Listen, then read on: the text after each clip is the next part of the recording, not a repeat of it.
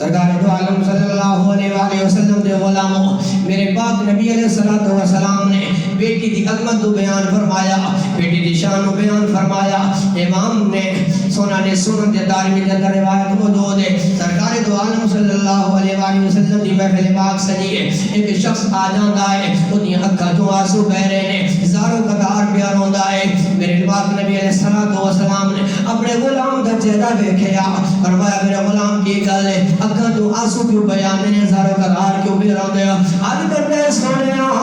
مینوں اپنی بیٹی دی یاد آندی ہے، اپنی بیٹی دی یاد ستاندی ہے سونیا، جدوں بیٹی یاد کردا ہے اکھاں چوں آنسو آ جاندے نے۔ میرے لہپال نبی علیہ السلام نے فرمایا میرے غلام بیٹیاں دا ہر ایک نوں یاد آندیاں نے، اگر بیٹی اس سسرال دے گھر میں چلی جائے پھر بھی باپ یاد کر کے روندا ہے، کیونکہ ان کو چراغ نظر نہیں آندا جڑا صبح اٹھ کے باپ دا حال آ کے پوچھدا ہے، وہ بیٹی نظر نہیں آندی جڑی صبح سویرے باپ دا حال پوچھ لیندی ہے۔ تے ہر آدمی روندا ہے، عرض کردا ہے سونیا بڑا عجیب ماجرا پیش آیا، سونیا عجیب قصہ سامنے آیا، سونیا کہ رب نے مینوں اولاد عطا فرمائی ہے، جب میری بیٹی گھر دے اندر پیدا ہو گئی ہے، بیٹی چلن لگ پئی، میں اپنے سین دے اندر انگلی پکڑ کے چلاندا رہیا، میری بیٹی میرے سینے تے کھیلدی رہی، میں اس سے پیار تے محبت کا اظہار کردا رہیا۔ ایک ویلا وہ آیا، بیٹی جوان ہونے دے قریب ہونے لگ پئی، میرے دل دے اندر خیال آیا او ظالما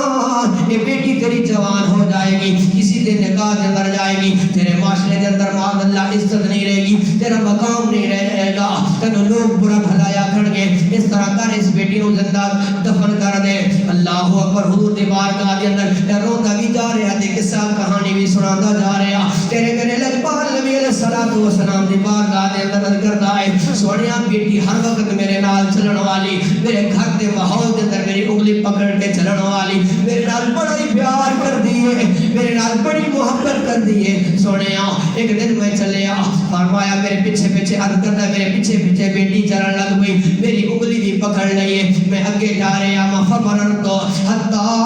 اتیت علی بئر من اہلی، سونیا میں اس مقام تے آ گیا، میرے گھر دے قریب کنواں موجود ہے، میں اپنی بیٹے کے قریب جدوں کیتا ہے، بیٹی کو سمجھ آ گئی ہے میرا ظالم باپ میرے نال ظلم کرنے والا ہے، اے میرے نال ناانصافی کرنے والا ہے، میرے زندہ درگور دفن کرنے والا ہے۔ سونیا روئی جاندا ہے، اکھاں تو آنسو بہائی جاندا ہے، آہو فغاں کرے جاندا ہے، میرے آقا دے دربار دے اندر کردا ہے سونیا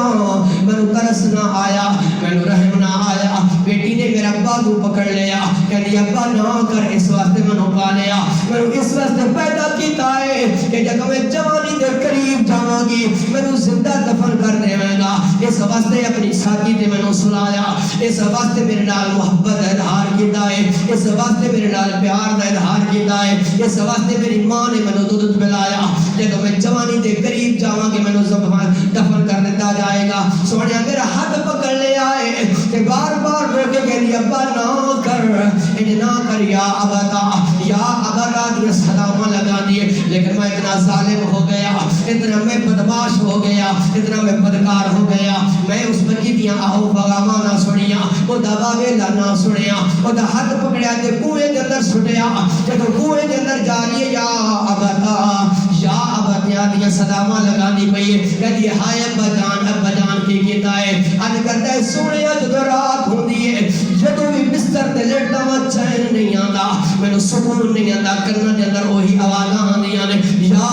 ابتا، اے میرے باپ بڑا ظلم کیتا ہے، بڑا ظلم کیتا ہے۔ حضرات توجہ طلب کر، نبی کریم علیہ السلام نے اپنے صحابی کا یہ جدوں واقعہ سنیا ہے، کہ اس دور دا واقعہ جاہلیت دے اندر پیش آیا، حدیث دے اندر آندا ہے آقا علیہ السلام دی اکھاں تو آنسو جاری ہو جاندے نے، اللہ حتی وقعت دمہ علی لحیتہ، میرے آقا دی داڑھی مبارک تر ہو جاندی ہے، فرمایا اے میرے غلام دوبارہ یہ واقعہ سنا دے، پھر وہ سنا دیندا ہے، میرے آقا روئی جاندے نے، وہ صحابی بھی اپنی کہانی نو یاد کر کے روئی جاندا ہے، اپنے آنسو بہائی جاندا ہے۔ تین مرتبہ میرے آقا نے قصہ سن لیا، فرمایا ظالمہ بڑا ظلم کیتا ہی، لیکن دامن اسلام دے اندر آ گیا ہے، میرا کلمہ پڑھ لیا ہے، اللہ تیرے اس گناہ دی بخشش فرما دے گا۔